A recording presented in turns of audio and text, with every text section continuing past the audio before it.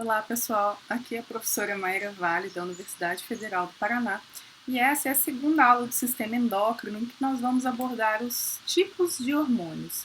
Então, vamos lá, né? Quando essa aula terminar, o que eu devo saber? Então, eu tenho que entender como os hormônios são classificados, como eles são sintetizados, né? Não industrialmente, mas a biossíntese, né? Como eles são secretados. Se todos os hormônios circulam livremente, como eles circulam, se não é livre, né, de maneira livre, quais são os tipos de receptores para esses hormônios, por que esses receptores celulares são tão importantes para a ação hormonal, como é amplificada a ação hormonal nas células, quais efeitos biológicos, no geral, os hormônios vão causar nas células, como eles são degradados e qual é o ritmo biológico da secreção de alguns hormônios. Então, a gente vai discutir todos esses assuntos nessa aula. Então, fica aí que já já a gente vai começar.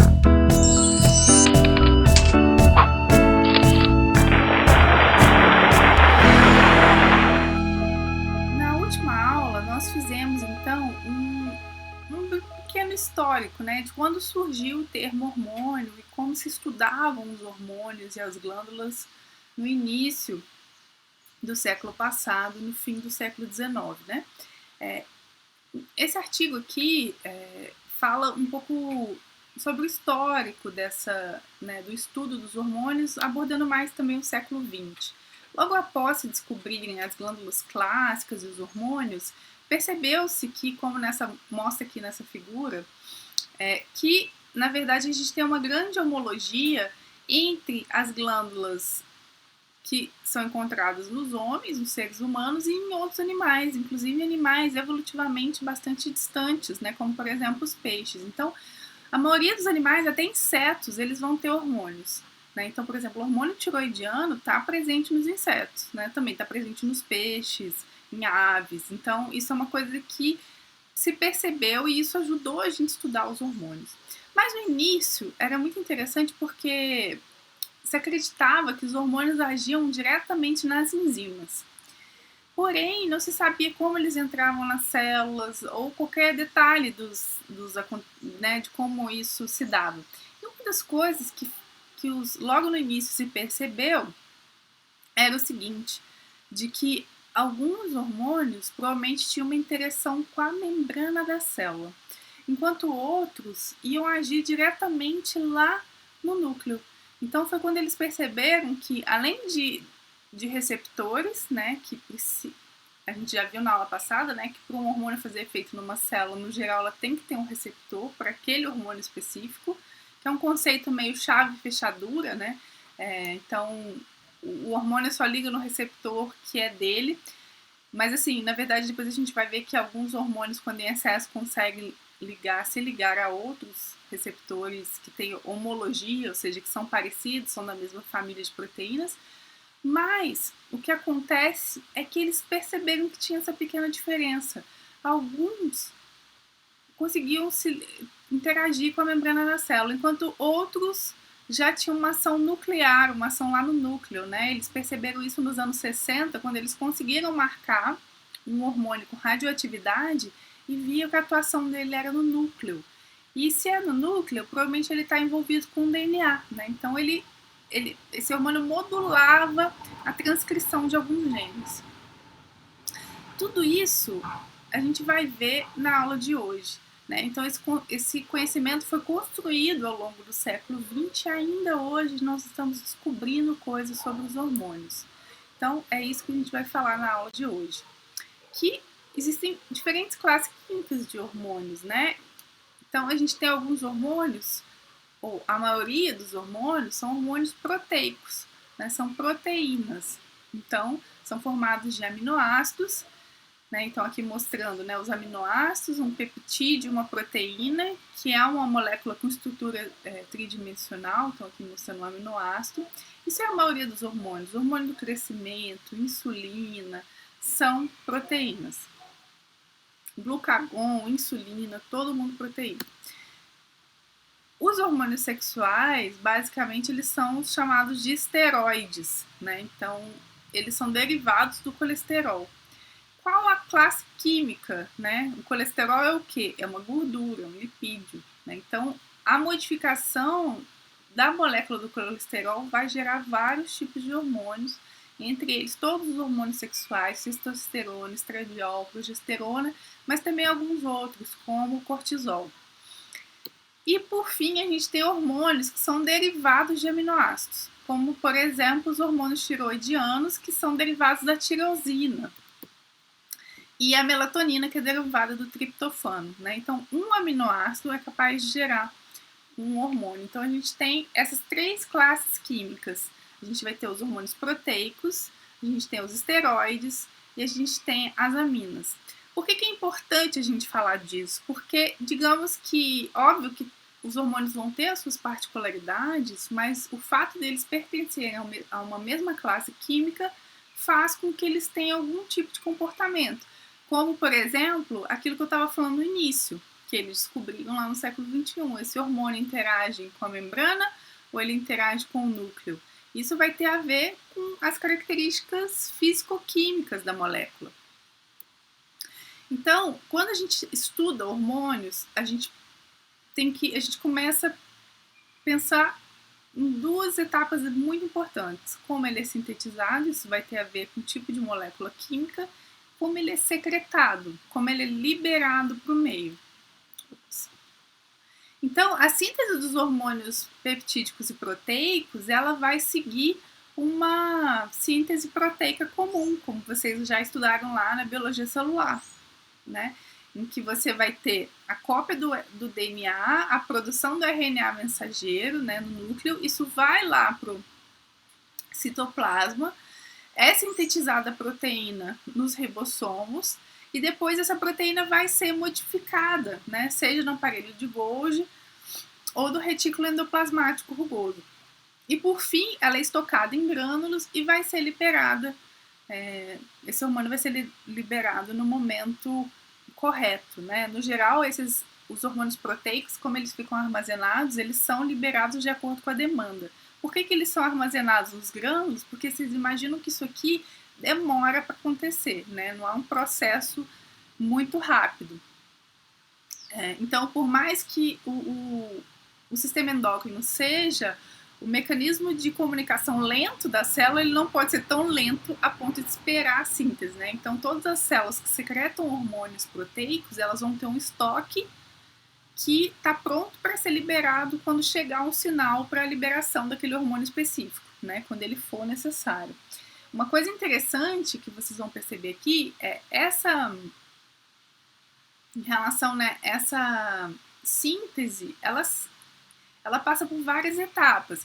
Então, no geral, você tem um pré-pró-hormônio, por exemplo, a insulina, você vai ter a pré-pró-insulina, e aí vai ser clivado, né, um pequeno peptídeo, depois ele vira um pró-hormônio, por fim, só um hormônio, né? Então, por exemplo, tem o peptídeo C, que ele faz parte dessa molécula inicial da insulina. Então, o jeito da gente avaliar a quantidade de insulina que está sendo secretada é avaliar a concentração do peptídeo C, que também é secretado junto com a insulina, né? Então, eles vão fazer modificações que a gente chama de pós-tradução, né? Pós-translação, pós-síntese do RNA mensageiro, síntese da molécula primária de proteína, e aí todas essas modificações vão acontecendo nas organelas da célula, como vocês já estudaram, porque é uma proteína como qualquer outra da célula, né? Aqui está uma micrografia aí de microscopia eletrônica, né? Então ela tem esse aumento muito grande. Então aqui a gente consegue ver uma célula, ó, aqui eu vou mostrar a delimitação para vocês, então acompanhem aqui o cursor azul, né, o meu laser. Então o que vocês veem aqui, né? O que será que essa célula, como que eu olho, uma pessoa um estudioso de células, né? Um histologista, como ele olha essa foto aqui e ele sabe que tipo de célula é essa? Pelas características dela. Então, a gente sabe que essa é uma célula que é muito ativa, que utiliza muito núcleo. Por quê? Porque lembra que o DNA, ele fica muito condensado, né? assim, mais aberto. Então a gente vê isso aqui, né? Lembra que ele é uma estrutura novelada. Então ele é um livro de receita, né? Basicamente de todas as proteínas do nosso corpo. Se eu não uso uma parte desse livro, entre aspas, né? Ele fica engruvinhado ali, enrolado, encaracolado, fechado, porque ninguém está copiando aquela parte. Porém, se é uma proteína, se é uma célula que produz muitas proteínas, se é uma célula muito ativa, ela vai ter esse núcleo mais claro. Isso quer dizer que, digamos que a molécula de DNA ela está toda frouxa. Por quê? Porque as proteínas que fazem essa cópia estão se associando muito ali. Né? Então ela está, digamos, o DNA, lembra que ele é todo envolvendo, ele está mais aberto. E óbvio que o núcleo é bastante grande. Se vocês prestarem atenção aqui, a gente percebe que o núcleo, ó, ele é bem grandão, ele pega grande parte da célula, né? Essa célula, então, ela vai ter outras características, ó. O que são essas bolinhas pretas? São aquelas vesículas secretórias que eu comentei para vocês, que armazenam já o hormônio pronto para secretar. Um detalhe importante, as catecolaminas, adrenalina e noradrenalina, apesar de serem hormônios amínicos, não serem proteínas propriamente, elas também são armazenadas e estocadas em grânulos. Esse tipo de hormônio, que é armazenado em grânulos, ele vai, quando ele for secretado, ele vai ser secretado por um processo que também vocês devem ter visto lá na Biocell, que é chamado de exocitose. E como que ele se dá, né? Então você tem, depois que você sintetizou, no geral esses grânulos eles vão ficar próximos da membrana, né? Mas vai depender, né? Essa secreção ela é sob demanda. Então, por exemplo, a insulina, o estímulo que faz com que ela seja liberada é o aumento da glicose. Então, a glicose no sangue é o estímulo. Quando a glicose está presente, vai acontecer, por exemplo, um aumento de cálcio e de AMP cíclico. Esses dois, que a gente chama de mensageiros celulares, vão promover uma mudança que fazem com que os grânulos vão em direção à membrana. Então, o grânulo aqui, essa bolinha, ela é formada por quê? Ela é formada por membrana também, né? Então, eles vão se fundir e à medida que eles conseguem se fundir, eles fazem parte da membrana, eles liberam para o exterior o conteúdo, né? Então, eles migram para a membrana, então tem uma ação aí via citoesqueleto, e depois eles se fundem e liberam as moléculas do hormônio. E esse processo é chamado de exocitose. Então, as células que têm hormônios proteicos, elas vão liberar, secretar o hormônio através da exocitose. E qual é o sinal celular para isso? Alto cálcio, principalmente, né? Lembre que o cálcio ele é mantido sempre baixinho dentro da célula. Então, quando ele aumenta, isso é um sinal celular para, por exemplo, pode ser para contração muscular, no caso dos miócitos, né? Mas no caso, por exemplo, da célula beta do pâncreas, o aumento do cálcio é um sinal para secreção de insulina. Bom, os hormônios esteroides, como a gente viu, eles são modificações da estrutura do colesterol. Então, algumas é uma sequência com várias enzimas, que aqui foi suprimido, eu vou mostrar isso na aula, nas próximas aulas em que a gente estiver discutindo esses hormônios, vão ter várias enzimas que vão causar pequenas modificações, né? Se você vê a parte central da molécula, ela permanece, né? Mas o que muda são essas cadeias laterais aqui. E tem toda uma série de enzimas que vão modificar essa molécula e gerar, então, por exemplo, a aldosterona, que é um mineralocorticoide, cortisol, que é um glicocorticoide, e também os esteroides sexuais. Então, isso aqui acontece principalmente onde? Na glândula suprarrenal. Então, aqui está mostrando, né, a glândula que fica em cima do rim. E também acontece nos órgãos sexuais. Mas alguns esteroides sexuais também são produzidos na glândula suprarrenal. Por exemplo, mulheres após a menopausa, né, elas vão, a principal fonte de hormônios sexuais após a menopausa não vai ser mais o ovário, que fica dormente, né, e passa a ser então a glândula suprarrenal. A gente vai falar disso nas próximas aulas, mas os mineralocorticoides, a função deles tem a ver com o equilíbrio hidroeletrolítico, né, com os eletrólitos e com o equilíbrio hídrico do corpo. Os glicocorticoides, quando a gente provavelmente vocês já ouviram falar disso em relação a remédios, né, a fármacos que imitam a ação do cortisol. Por que ele tem esse glico? Porque ele é capaz de mexer com o metabolismo da glicose. Os esteroides sexuais têm a ver com a reprodução. Mas hoje a gente só está apresentando esses hormônios. A gente vai discutir mais sobre eles nas aulas específicas para tratar de cada um deles. Aqui, então, a gente viu a ultraestrutura, né? A estrutura da célula que produz proteína. Agora a gente está vendo um pedaço aqui de uma célula esteroidogênica. Por que esteroidogênica? Porque é uma célula que produz hormônios esteroides. Então, ela vai ter características morfológicas diferentes daquela outra célula, né? Então, os histologistas conseguem identificar que tipo de célula é. Então, essa aqui é uma célula que produz hormônio esteroide. Então, quais as características dela? Aqui a primeira coisa que a gente vê é que essas gotas dentro dela, isso aqui, da outra que a gente estava vendo a célula inteira, aqui a gente está vendo um pedacinho da célula. Então, isso aqui, gente, é a gotícula de lipídio. Então, é uma célula que capta muito gordura. Por quê? Porque ela precisa de colesterol, ela precisa de matéria-prima para sintetizar os esteroides. Ao mesmo tempo, ela está unida aqui junto com o capilar. É interessante isso para a gente lembrar que os hormônios, né, eles são sempre secretados onde? No sangue. Então, é esperado que essa célula tenha proximidade com capilares, né? Então, aqui a gente tem uma célula endotelial, né, que é do capilar, que está unido com essa célula, que é uma célula produtora de hormônio. Além disso, ela vai ter mitocôndrias, então aqui são mitocôndrias, essas estruturas aqui, com crista tubular, que é uma característica de células que produzem muitas substâncias lipídicas. E ela vai ser muito rica em retículo endoplasmático liso. Por quê? O retículo endoplasmático liso é onde os lipídios são modificados. Então, células que trabalham muito lipídios vão ter muito retículo endoplasmático liso. Aquela outra que a gente viu, ela é rica em outro tipo de retículo, que é um retículo endoplasmático rugoso, que ele vai ter um monte de ribossomos ligado ao retículo endoplasmático para sintetizar aquelas proteínas, né? Então, essa célula aqui ela é um pouco diferente. E observe que aqui o núcleo está bem mais irregular e ele aqui mostra aquilo que eu falei para vocês, né? Tá vendo que vocês veem uma parte escura e uma parte clara? A parte clara é onde o DNA está frouxo.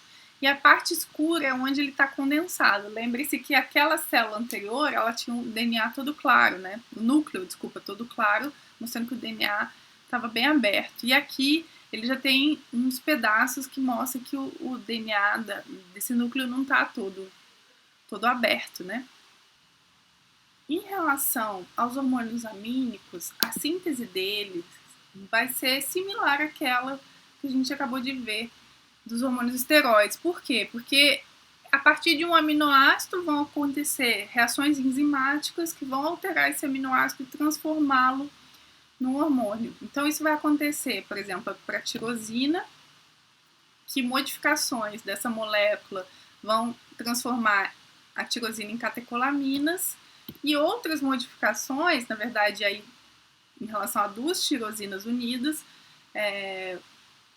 vão transformar essas tirosinas nas moléculas do hormônio tiroidiano, que são duas, né? O T3, a triiodotironina, e o T4, que é a tetraiodotironina. Então, são etapas de reações enzimáticas que a gente vai discutir mais nas aulas específicas. Então, a gente já falou da síntese e da secreção. Eu esqueci de falar da secreção. Tanto os hormônios esteroides quanto os amínicos, a maioria deles é secretada continuamente. Por quê? Porque esses hormônios, eles passam pela membrana celular. Então, eles não ficam armazenados. Mas há, digamos assim, que há controvérsias, né? Porque as catecolaminas, como a gente viu, elas não são secretadas livremente. Elas também ficam em grânulos. Então, No geral, eles são secretados continuamente, tanto os esteroides sexuais quanto os hormônios amínicos. Mas sempre há algumas exceções, né? E aí agora a gente vai falar de transporte. E por que é relevante falar de transporte? Porque a gente precisa lembrar que o sangue, ele é feito de basicamente água, né? E aí a gente tem que lembrar das características químicas desses hormônios. Então, alguns desses hormônios, principalmente os esteroides, eles são hormônios lipofílicos, ou seja, colesterol, gordura não mistura com água. Então, o que acontece é, eles não vão circular livremente. Então, no geral, os hormônios proteicos, eles são hidrossolúveis, e aí eles circulam de forma livre. Também há exceções, né? Então, a gente está falando de forma geral, mas há exceções. Quais são as exceções? O IGF-1 e o GH. São dois hormônios proteicos, mas eles têm proteínas carreadoras. E aí, os hormônios lipossolúveis, todos eles vão ter proteínas plasmáticas, que são chamadas de globulinas, produzidas pelo fígado, que vão ser responsáveis por carrear esses hormônios, ou seja, para que eles possam andar no sangue, né, de forma adequada, né, e ser entregue para as células se ligarem nas células de interesse, digamos assim, nas células que têm os receptores para eles, né? Então, a gente vai ter globulina ligadora de andrógenos, globulina ligadora de estrógenos, globulina ligadora de glicocorticoides e a TGB, que é uma globulina ligadora dos hormônios tiroidianos, que daí é um hormônio amínico, né? A albumina também, que é a principal proteína presente no plasma, né? Ela é capaz também de se ligar a algum desses hormônios. E isso é super importante para que esses hormônios tenham o efeito deles normal, né? Então, se muda a concentração dessas globulinas, isso acaba diretamente afetando os hormônios. Mas uma coisa interessante é que quem tem ação hormonal, de fato, são os hormônios. Deixa eu só mexer aqui. Pronto. São os hormônios livres. Então, sempre tem que ter um equilíbrio entre a quantidade de hormônio ligado e livre, porque quem vai ter efeito biológico, por isso essa balancinha aqui, são os hormônios livres, ou seja, o hormônio que não está ligado com a globulina. Isso é interessante também porque o fato de ter essas proteínas ligantes, isso não só aumenta a vida desses hormônios, como também funciona como reservatório do hormônio, porque lembra que os hormônios proteicos, eles são guardados dentro das vesículas secretórias. Mas os hormônios esteroides, eles são secretados livremente. Então, não tem estoque, digamos assim, né, para a maioria deles. Então, o jeito de ter um estoque, entre aspas, é essa ligação.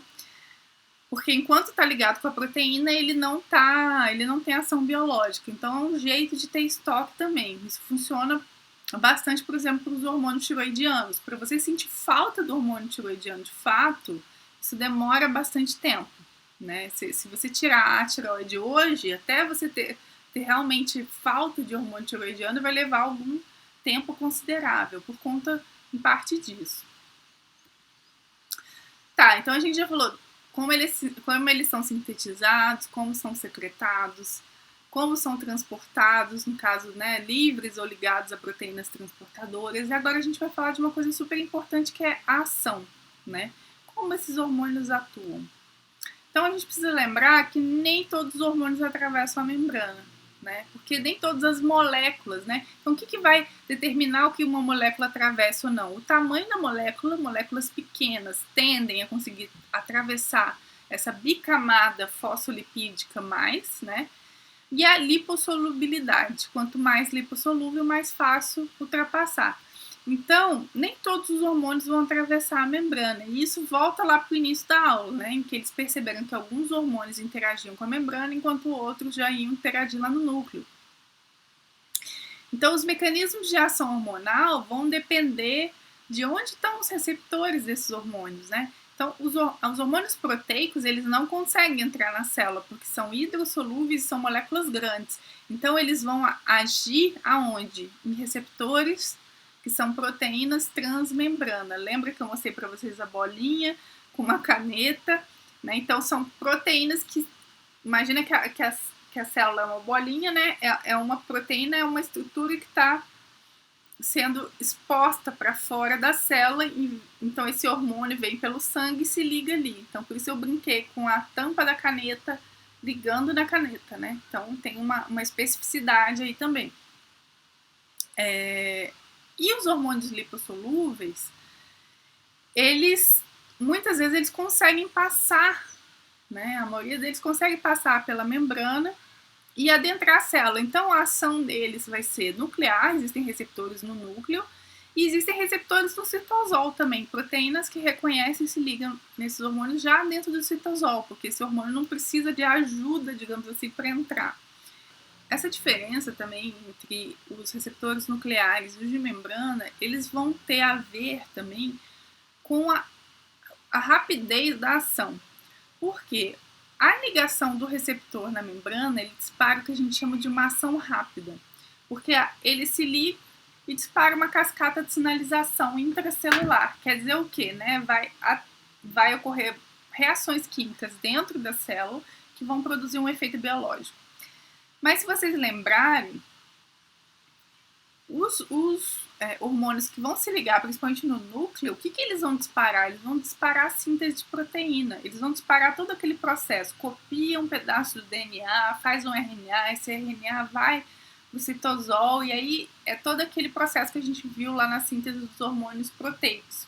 Porque, na verdade, o que eles vão fazer é estimular a transcrição gênica, estimular a síntese de proteínas. E esse é um processo que demora. Então a gente fala que essa ação é uma ação mais lenta. O que isso quer dizer? Provavelmente hormônios proteicos têm ação mais rápida, mas alguns também são capazes de ativar, né, a síntese proteica, então também tem essa ação lenta. Mas no geral eles têm uma ação mais rápida, que são modificações de proteínas, ativação de enzimas, que são respostas mais rápidas, que geram minutos. Enquanto os hormônios que vão mexer no DNA, né, ou que vão estimular a transcrição gênica, eles vão ter uma ação mais lenta, que pode levar horas ou dias. Então, a gente tem alguns tipos de receptores celulares. A gente tem os famosos receptores acoplados à proteína G, né? A gente tem os receptores que a gente chama de tirosinoquinase, então por isso TK aqui, que são receptores que vão fosforilar proteínas, ativando ou desativando. A gente tem receptores que são enzimas também, né? E a gente tem receptores ligados a canais iônicos, que vão abrir canais iônicos e mudar o potencial de membrana da célula, ou causar, por exemplo, aumento de cálcio e disparar reações de sinalização. Então essas são as possibilidades, né? Tem vários tipos de receptores de membrana diferentes. Depois que esse receptor é ativado, né, ele vai disparar uma cascata. Então a gente tem um sinal externo, que seria o hormônio, o receptor, que por exemplo é como se o rádio, né, o rádio capta essas ondas de rádio, né, na verdade o hormônio se liga ao receptor, mas dentro da célula vão ter transdutores, que são cascatas de sinalização que a gente chama, né, são reações químicas. Essas reações são muito interessantes, porque uma coisa que eu esqueci de comentar na aula passada é que a concentração dos hormônios ela é muito baixa, mas o efeito às vezes é grande. Por que o efeito é grande? Porque a gente vai ter uma amplificação desse sinal. Então, no geral, a gente tem uma molécula de hormônio, mas depois a gente vai ver que ela produz um monte de mensageiros secundários, que são moléculas que são produzidas em resposta a esse hormônio. E aí, essas moléculas acabam gerando uma resposta biológica, que a gente vai ver quais são. Então, por exemplo, no rádio, seria as ondas sonoras, né? Mas tem todo um processo, né, de transdução do sinal até uma forma de um sinal, que seria as ondas do rádio, virar som que a gente gosta de ouvir. Então, é a mesma coisa. O hormônio é uma resposta química que vai ter uma transdução dentro da célula para gerar uma resposta celular. E depois uma resposta até global, né? Um aumento de pressão, diminuição de pressão, aumento de temperatura, enfim, todas as funções do nosso corpo. Então, a cascata de sinalização, ela começa, deixa eu só me mudar aqui. A cascata de sinalização, ela começa com essa ligação do receptor do hormônio com o receptor. Isso vira um estímulo inicial que dispara uma cascata. Por que a gente chama de cascata? Porque é uma sequência ordenada de reações. Então, o estímulo inicial ativa a proteína A, que por sua vez ativa a B, que por sua vez ativa a C, que ativa a D, até gerar o produto final, que a gente chama, né? Então, por isso é chamado de cascata, porque envolve uma sequência de proteínas, né? E aí são inúmeras sequências que a gente tem dentro das células. É quase como se fosse uma corrida de... Como que é o nome, gente? De revezamento. Então aqui a gente vê um menininho entregando o bastão para o outro, então é como se uma proteína vai passando o bastão para a outra até chegar no final, que é o efeito biológico que a gente quer.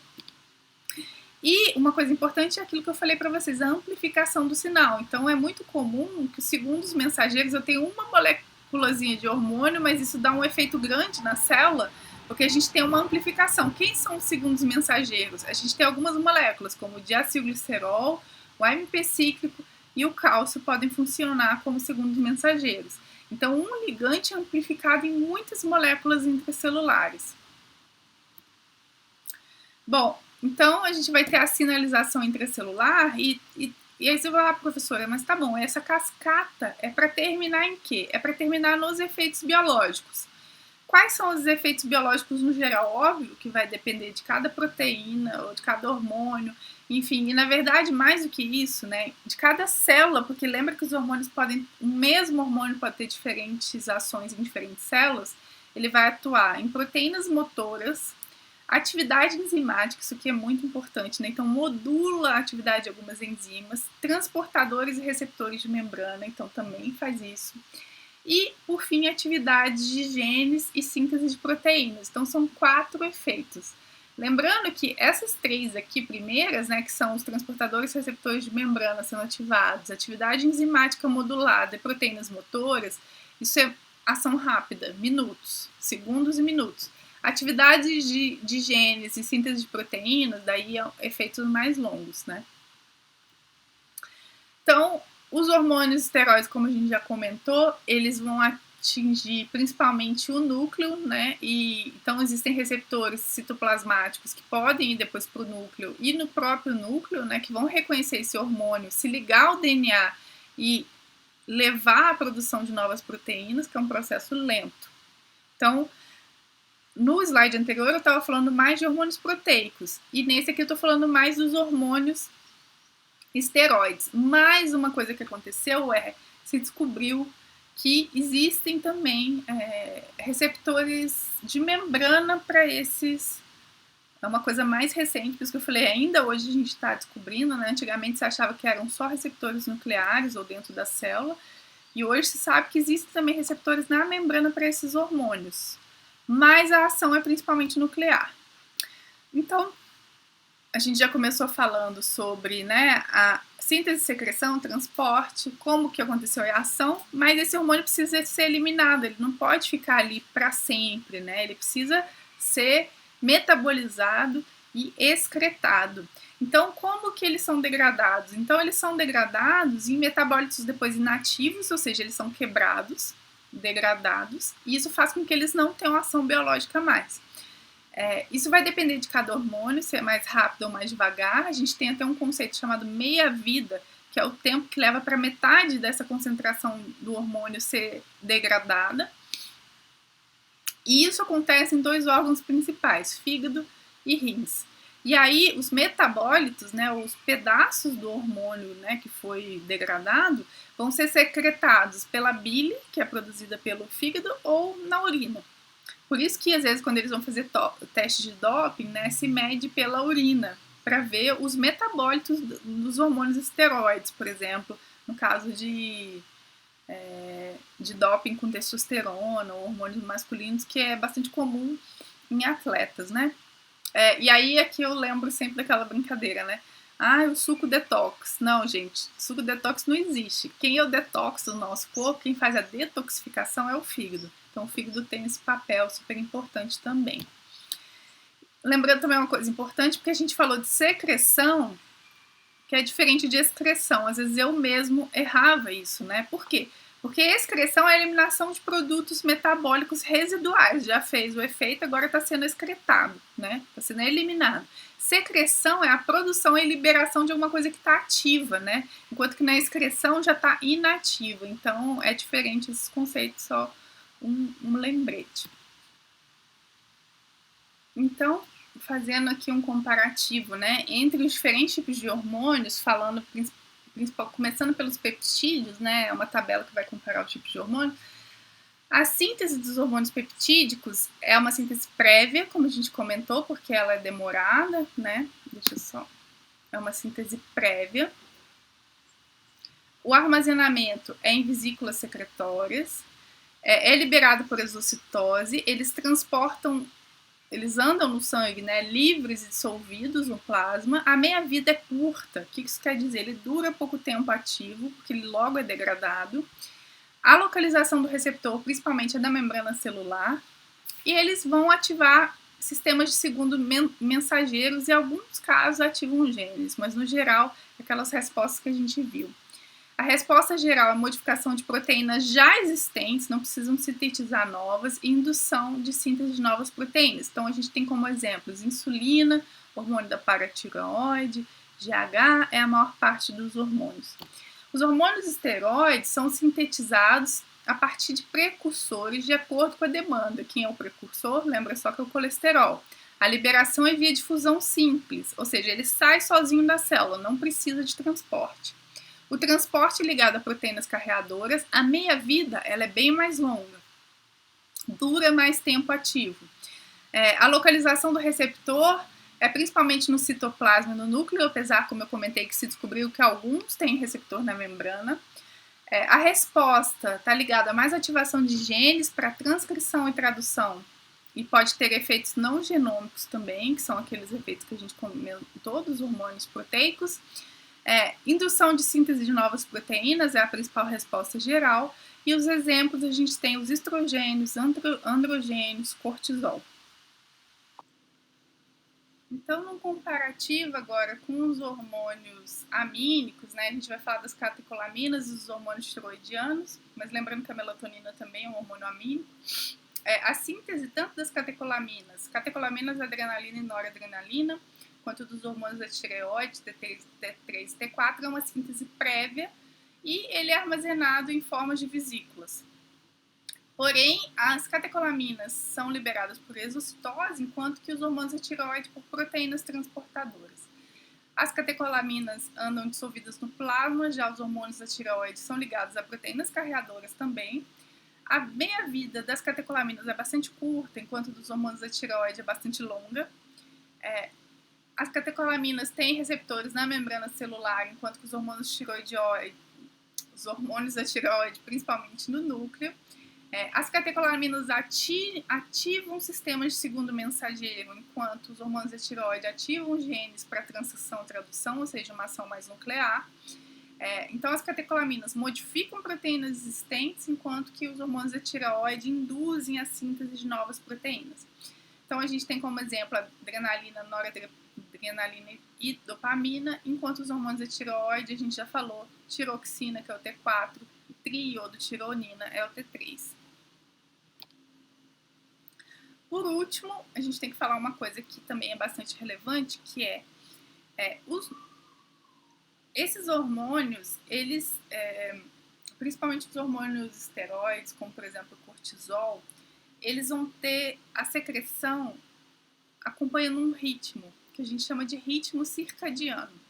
Então, a melatonina, ela é o hormônio que sinaliza para o nosso corpo o que é dia e o que é noite, né? Ela é secretada basicamente à noite. Então, aqui a gente está vendo, aqui está mostrando as horas do dia.